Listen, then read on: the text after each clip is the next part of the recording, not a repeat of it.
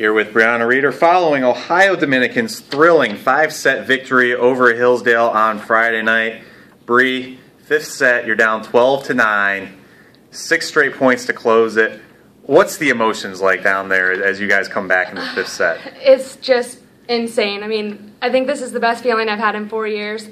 We were down 0-2, got killed in the first game, pretty much killed in the second game, but we didn't let that get us down. We came back out in the 3rd game ready to fight, and we weren't going to give up. We know this is our last home weekend.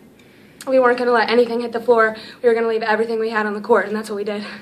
And your performance, 14 kills, you hit 355. How were you able to find so much success tonight? You know, I think I had some really great sets. They were isolating me. I didn't have a big block.